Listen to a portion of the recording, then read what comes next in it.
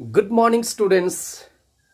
हम एक ऐसे विषय के ऊपर बात करने वाले हैं जो आईएएस का एग्ज़ाम देना चाह रहे हैं और यूपीएससी का एग्ज़ाम, किसी भी एग्ज़ाम देना चाह रहे हैं, बड़े एग्ज़ाम, कॉलेज के स्टूडेंट हैं जो सीबीएसई सिलेबस में पढ़ते हैं, क्लास 10th के सिलेबस में पढ़ रहे हैं, क्लास 10th में पढ़ रहे हैं, या किसी भी भारतीय को ये टॉपिक जानना बहुत ही ज़रूरी है। ये टॉपिक का नाम है कैसे हमारे देश के पहला जो स्वराष्ट्र मंत्री थे, गृह मंत्री थे, उन्होंने कैसे पूरे भारत को एक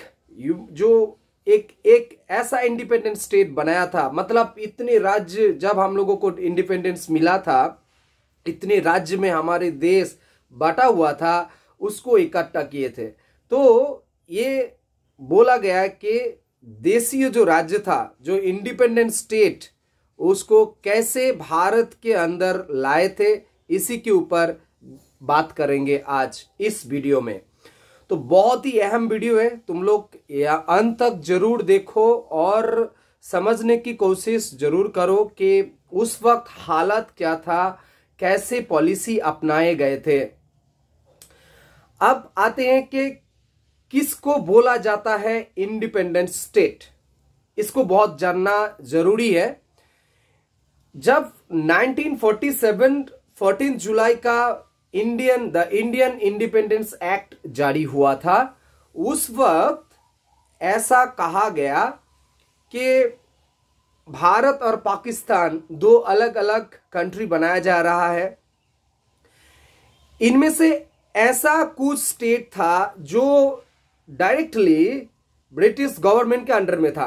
वो उसके बारे में ये बताया गया, हमारे देश में कुल मिला के इसका संख्या जो है वो 601 था। उस वक्त 1947 में 601 स्टेट, इंडिपेंडेंट स्टेट था जो डायरेक्टली ब्रिटिश गवर्नमेंट के अंडर था। वो ना भारतीय जो स्वाधीनता संग्राम चल रहे थे उसके अंडर में थे, और ना वो जो बाद में जो पाकिस्तान राष्ट्र के बनाने के लिए बात बोले गए उसके अंडर में थे। तो मतलब उसके पक्ष में थे। तो संख्या कितना था? 601। और इस राज्य का अगर हम लोग टोटल पॉपुलेशन देखेंगे तो इसका ऐसा कहा गया है कि 39 करोड़, टोटल भारतवर्ष में 39 करोड़ अगर हमारे देश का जनसंख्या उस वक्त था, तो इनमें से 9 करोड़ ये इंडिपेंडेंट स्टेट का जनसंख्या था। और कुल मिला के ऐसा कहा गया कि 48% जो हमारे देश का जो एरिया था वो था इंडिपेंडेंट स्टेट का। तो इंडिपेंडेंट स्टेट के बारे में थोड़ा नॉलेज जरूर आ गया होगा। अब आते हैं इस इंडिपेंडेंट स्टेट के बारे में। जब द इंडियन इंडिपेंडेंस एक्ट बनाया गया 1947 में, क्या कहा गया था? इनके बारे में यह कहा गया था कि आप लोग या तो भारतवर्ष के अंडर आ सकते हो या पाकिस्तान के अंडर जा सकते हो, या आप लोग इंडिपेंडेंटली भी रह सकते हो। उस वक्त जो ब्रिटिश प्रधानमंत्री थे एटली साहब, तो क्लेमेंट एटली, तो ऐसा उनका एक बयान था कि ब्रिटिश गवर्नमेंट कभी भी नहीं चाहेंगे कि इनका इंडिपेंडेंट स्टेटस बना रहे। मतलब उनका ये मानना था, और इसलिए उनका एक सुझाव भी था कि जो भी इंडिपेंडेंट स्टेट है वो या तो भारतवर्ष की तरफ चला जाए या पाकिस्तान की तरफ चला जाए, क्योंकि आने वाले दिनों में इंडिपेंडेंट स्टेट अपना जो वर्चस्व हम लोग बोलते हैं, जो अपना जो इंडिपेंडेंट कैरेक्टर, वो रख नहीं पाएंगे, ऐसा कहा गया। तो मतलब हम लोगों को समझ में आ गया कि इंडिपेंडेंस एक्ट जब बना था तो उस वक्त इंडिपेंडेंट स्टेट के लिए क्या बोला गया था। मतलब ऐसा कहा जाता है कि कांग्रेस के उस वक्त जो सबसे बड़े पार्टी थे उनका क्या मानना था। कांग्रेस का मानना यही था कि जब भारतवर्ष स्वाधीन होगा, मतलब इंडिपेंडेंस जब हम लोगों को मिलेगा, तब ये इंडिपेंडेंट स्टेट का कुछ भी वैल्यू स्वीकार नहीं किया जाएगा, मतलब अस्तित्व स्वीकार ही नहीं किया जाएगा। और इन लोगों का प्लान, कांग्रेस का जो पार्टी का जो प्लान 1938 से ही एजेंडा बना हुआ है, जो सुभाष चंद्र जी जब प्रेसिडेंट बने थे, कि इंडिपेंडेंट स्टेट मतलब हरिपुरा कांग्रेस के दौरान ही कांग्रेस ने अपना जो दृष्टिभंगी है उसको स्पष्ट कर दिए थे कि जब भारतवर्ष जब इंडिपेंडेंस जब मिलेगा, पूरा भारतवर्ष ही उनके अंडर में है, मतलब पूरा भारतवर्ष के हर हिस्सा भारत के अंडर में होगा, तो मतलब इंडिपेंडेंट स्टेट का अस्तित्व स्वीकार नहीं किया जाएगा। और महात्मा गांधी जी का क्या कहना था हम बता देते हैं। ये तो जवाहरलाल नेहरू जी का मानना था ये कि कभी भी स्वीकार नहीं किया जाएगा, लेकिन महात्मा गांधी जी का भी ये मानना था कि कुछ भी अगर स्वाधीनता के बाद, मतलब इंडिपेंडेंस के बाद भी अगर ये स्टेट इंडिपेंडेंट रहना चाह रहे हैं, इसका मतलब ये है कि इंडिपेंडेंट इंडिया जो है हमारे देश के खिलाफ युद्ध घोषणा करने के समान है। मतलब महात्मा गांधी जी भी नहीं चाहते थे कि वो ये जो 601 स्टेट के बारे में अभी पहले बताए, इनका अस्तित्व स्वीकार किया जाए। आप आते हैं कि भारतवर्ष के जो, अब ये थोड़ा ये बता देते हैं कि क्यों नहीं चाहते थे कि ये इंडिपेंडेंट स्टेट कांग्रेस या महात्मा गांधी जी नहीं चाहते, या उस वक्त की जो डिमांड थी, तो क्यों नहीं चाहते थे कि इंडिपेंडेंट रहे। ऐसा हिस्टोरियंस लोग बोलते हैं इंडिया, तो उस वक्त के जो इंडिया का हालत था वो नहीं चाहते थे कि, क्योंकि उस वक्त हमारे देश में ना एक नेशनलिटी की बात बोला जा रहा था, तो ऐसा कहा गया कि बहुत सारे संग्राम चल रहा है ब्रिटिश गवर्नमेंट के खिलाफ, तो इसमें अगर इंडिपेंडेंट स्टेट रहेंगे तो हमारे देश के आने वाले फ्यूचर के लिए वो बहुत ही खतरा हो सकता है। दूसरी बात यह है कि जो भी इंडिपेंडेंट स्टेट था वो माइंडसेट जो है वो मेडिवल पीरियड जैसा था, तो इसीलिए बहुत सारे जो शासक थे वो मेडिवल पीरियड के धारणा से चलते थे, और वहाँ का जो लोग थे, मतलब जो प्रजा थे, तो वो चाहते थे कि उन लोगों को फ्रीडम मिले। और तीसरी बात ये है कि वहां पर भी आंदोलन छिड़ चुका था, मतलब इंडिपेंडेंट स्टेट के अंदर, क्योंकि भारतवर्ष में पूरी तरह से आंदोलन चल रहा था उस वक्त, तो मतलब तीनों बातें थी, तो इसके लिए ये फेवर में आ गया कि इंडिपेंडेंट स्टेट को नहीं रखा जाएगा। तो भारतवर्ष के पहले जो अब आते हैं वो मुद्दा, जो कैसे भारतवर्ष के पहले गृह मंत्री सरदार वल्लभ भाई पटेल, उन्होंने इन सब स्टेटों को इंडिया के अंदर लाए थे। अब 1947 जुलाई के महीने में जब वल्लभ भाई पटेल की भारतवर्ष के इंडिपेंडेंस के बाद स्वराष्ट्र मंत्री बने थे वल्लभ भाई पटेल, तो सरदार वल्लभ भाई पटेल को एक नाम से जाना जाता है, तो तुम लोग खाता में नोट कर सकते हो कि आयरन मैन ऑफ इंडिया। तो ऐसा कहा गया कि उनका जो टेक्निक था, ये सब राज्य को अपने भारत के अंडर लाने के लिए, इंडिपेंडेंट स्टेट को भारत के अंडर लाने के लिए उन्होंने बहुत सारे टेक्निक फॉलो किए थे।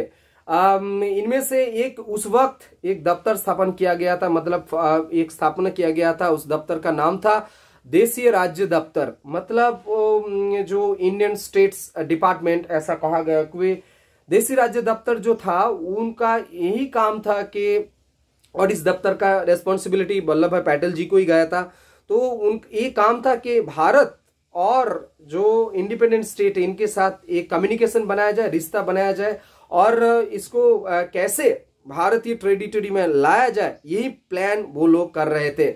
और उस वक्त के जो मतलब जो इस दफ्तर के, मतलब गृह मंत्री के दफ्तर के जो सचिव थे वीपी मेनन जी, उनका भी प्लान बहुत जबरदस्त था उस वक्त इन सब स्टेट को इंडिया के अंदर लाने के लिए। और उस वक्त के जो हमारे उस वक्त देश के जो गवर्नर जनरल थे लॉर्ड माउंटबेटन, वो भी चाह रहे थे कि इंडिपेंडेंट स्टेट सब ये जो भी इंडिया में है भारत की तरफ आ जाए। और 1947 20 जुलाई और एक सभा में माउंटबेटन ने ये भी बताया था कि आप लोग जो इंडिपेंडेंट स्टेट हो वो प्रतिरक्षा, मतलब जो डिफेंस सिस्टम है और जो कम्युनिकेशन सिस्टम है और जो फॉरेन अफेयर्स, ये तीनों जो दफ्तर है इनको इंडियन गवर्नमेंट के अंडर में छोड़ देना चाहिए, और बाकी अपने आप जो डिपार्टमेंट होगा वो अपने आप रखो और पूरी तरह से इंडिपेंडेंट रहने की कोशिश कर सकते हो।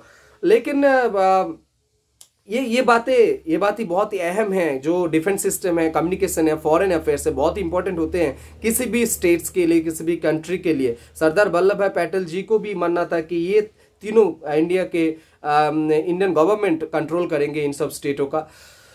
अब हम आते हैं कि दफ्तर तो स्थापन कर लिए सरदार वल्लभ भाई पटेल जी ने। उनका एक बयान आया था उस वक्त, ये बयान तुम लोग याद रखो कि उस वक्त ये बयान बहुत ही अहम था। इनका मानना ये था कि इन्होंने एप्लीकेशन डाला था, बहुत सारे जो भी मैंने अभी जो स्टेट्स के बारे में बताया, इन सब स्टेट्स को एप्लीकेशन दिए थे कि आप लोग सब अब इंडियन के टेरिटरी में आ जाइए। इनका टेक्निक यही था कि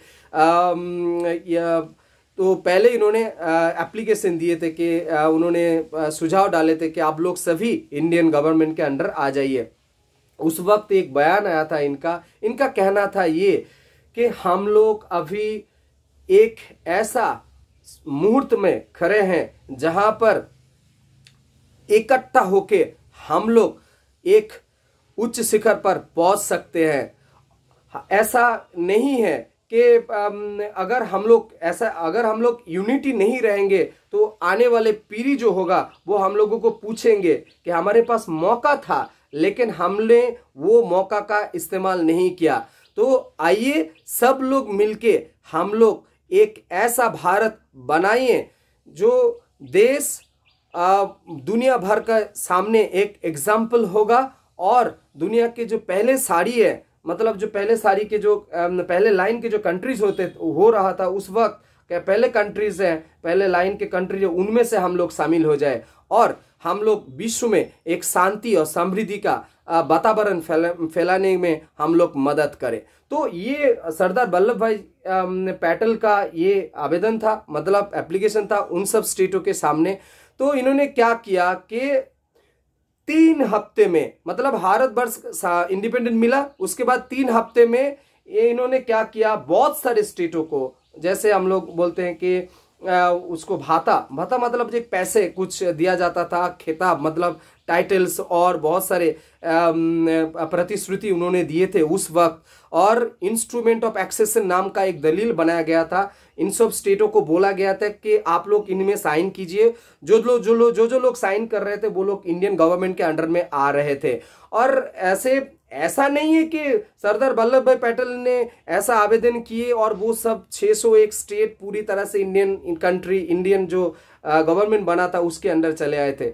कभी कभी ऐसा भी देखा गया है कि उन्होंने कभी कभी कूटनीति का इस्तेमाल किए, कभी जो सेना थे हमारे देश के सेना का भी डर भी दिखाया था उन सब स्टेटों को। और ऐसा उस वक्त की जो प्रजा का विद्रोह चल रहा था उन सब स्टेटों के अंदर, उसको भी चलते उन्होंने ये भी उनका रेफरेंस इस्तेमाल करके उन सब स्टेट को अंदर लाने की कोशिश किए। बहुत सारे स्टेट इंडिया में आए और कुछ स्टेट पाकिस्तान में भी चले गए थे। तो ये डॉक्टर अमलेश त्रिपाठी का एक बुक है, बांग्ला बुक है, स्वाधीनोत्तर मुख करके, उसमें हम लोगों को ये पता चलता है कि अगर सरदार वल्लभ भाई पटेल उस वक्त अगर दृढ़ निश्चित होके इन सब स्टेटों को मतलब जो हैदराबाद, हम ये बता देते हैं कि बहुत ही उस वक्त के जूनागढ़, हैदराबाद, जम्मू कश्मीर बहुत ही इंडिपेंडेंट स्टेट में से शक्तिशाली थे। तो ये अमलेश त्रिपाठी जी का मानना है कि हैदराबाद स्टेट समेत जितने भी स्टेट को दृढ़ निश्चय के साथ वल्लभ भाई पटेल ने अगर उस वक्त भारत के अंडर नहीं लाते तो बल्कान जैसा सिचुएशन हमारे देश में भी बन सकता था। हालांकि उसके बाद में 1969 में भारतीय जो प्रधानमंत्री बने थे श्रीमती इंदिरा गांधी जी, उन्होंने राज्य सरकार को जो भाता देने की बात की, पैसे देने की, जो मतलब अपना खर्चा चलाने के लिए इंडियन गवर्नमेंट से इन लोगों को पैसा दिया जाता था, जो भी राजा थे उनके फैमिलीज थे, तो उन्होंने ये बंद कर दिए थे। अब आते हैं कि कैसे क्या क्या पॉलिसी अपनाया गया। ये 601 जो स्टेट है इनको अपने इंडियन गवर्नमेंट के अंडर लाने के लिए सरदार वल्लभ भाई पटेल जी, जो भी मैंने बताया बहुत सारे पॉलिसी का इस्तेमाल किया गया था उस वक्त। तो पहला पॉलिसी ये लिया गया था, जो भी आसपास के स्टेट्स है उनका बड़े प्रदेश के साथ इनको जोड़ा गया था। मतलब उड़ीसा, मध्य प्रदेश के साथ पूर्वांचल जो है उन राज्यों को जोड़ा गया था, बॉम्बे के साथ जोड़ा गया था, दक्षिणात्य और गुजरात राज्य को भी इनके बॉम्बे के साथ जोड़ दिया गया था, और गढ़वाल, रामपुर, बनारस को उत्तर यूपी के साथ जोड़ा गया था, कूच बिहार को पश्चिम बंगाल के साथ जोड़ा गया था, खासी एरिया जो है आसाम, वो आसाम राज्य के साथ जोड़ा गया था, मद्रास प्रेसिडेंसी में जितने भी स्टेट्स है मद्रास प्रेसिडेंसी के साथ जोड़ा गया था, और ऐसे बहुत सारे स्टेट्स हैं जिसको जोड़ के बड़ा राज्य भी बनाया गया था। जैसे मान लो राजस्थान, पंजाब, इन सब बड़ा राज्यों को विंध्याचल में विंध्याचल जो एरिया है उनमें वहां पर भी एक बड़ा राज्य बनाया गया था। और तीसरा जो है बहुत सारे स्टेट को मिला के यूनियन टेरिटरी के अंडर में भी लाया गया था। जैसे हिमाचल प्रदेश, कच्छ, बिलासपुर, भोपाल, त्रिपुरा और मणिपुर, इनको यूनियन टेरिटरी में लाया गया था। तो कुल मिला के 216 आसपास के राज्यों को जोड़ा गया था जो बड़ा स्टेट बनाने के लिए, और 275 राज्य को मिला के 5 स्टेट बनाया गया था, और 61 राज्य को मिला के 7 यूनियन टेरिटरी स्टेट बनाया गया था। मतलब हम लोग ये बोल सकते हैं ये जो परिसंख्यान है, जो डेटा है, ये पता चलता है कि सरदार वल्लभ भाई पटेल उस वक्त कैसे कैसे प्लान लिए थे। अब आते हैं कि ये बहुत इजी था क्या? सब राज्य इंडिपेंडेंट स्टेट थे क्या भारतवर्ष के कंट्रोल में इजीली आ चुके थे? ऐसा कभी नहीं था। इनमें से 3 राज्य के बाद जो हम आप बताने वाले हैं, जूनागढ़, हैदराबाद और कश्मीर, वल्लभ भाई पटेल ये मानते थे कि ये जो स्टेट्स हैं, हैदराबाद को वो राजा मानते थे, जूनागढ़ को वो बोरे मानते थे जैसे चेस में होता है, और कश्मीर को वो रानी मानते थे। पटेल जी का मानना यही था कि जूनागढ़, हैदराबाद आ जाएंगे, उनका लक्ष्य यही था भारतवर्ष के अंडर में लाया जाए। और कश्मीर का उनका इंटेंशन उस वक्त नहीं था, लेकिन जवाहरलाल नेहरू जी चाहते थे कि वो उनका एक इमोशन जुड़ा हुआ था कि वो भी भारतवर्ष के अंडर आए। तो सरदार वल्लभ भाई पटेल जी कैसे कैसे टेक्निक इस्तेमाल किए इन तीनों राज्यों को लाने के लिए, वो हम अलग वीडियो में तुम लोगों को बताएंगे। तो बस यही है कि कैसे कैसे इस्तेमाल करके इन्होंने 601 राज्य का अपने कंट्रोल में लिए, मतलब भारतवर्ष के अंदर लाए थे। यही बात आज इस वीडियो में हमने तुम लोगों के सामने बोले। तो वीडियो अंत तक देखो, बार बार देखो। तुम लोग जब भी ये देखोगे बुक जरूर पढ़ो, ये एक बहुत ही अहम हिस्सा है भारतीय इतिहास के लिए, इनको जानना बहुत ही जरूरी है। तो नेक्स्ट वीडियो में हम बताएंगे जूनागढ़ और जैसे हैदराबाद और कश्मीर कैसे हमारे देश के अंडर आए थे। वीडियो यहीं पर ख़त्म करते हैं। आशा करते हैं तुम लोगों को थोड़ा बहुत भी मदद मिलेगा, मदद हुआ होगा। तो बुक जरूर पढ़ो, टेक्स्ट बुक पढ़ो। India after independence Bipin Chandra ji का बुक है, वो बुक तुम लोगों के इस रेफरेंस के मतलब इस टॉपिक को पढ़ने के लिए बहुत ही मदद मिलेगा। मतलब बिपिन चंद्र, आदित्य मुखर्जी, मृदुला मुखर्जी का जो बुक है इंडिया आफ्टर इंडिपेंडेंस 1999 का जो बुक है वो तुम लोग पढ़ो, उसमें बहुत सारे रेफरेंस है। वीडियो पर ख़त्म करते हैं, मिलते हैं नए टॉपिक के साथ नेक्स्ट वीडियो में। तब तक के लिए बहुत बहुत धन्यवाद।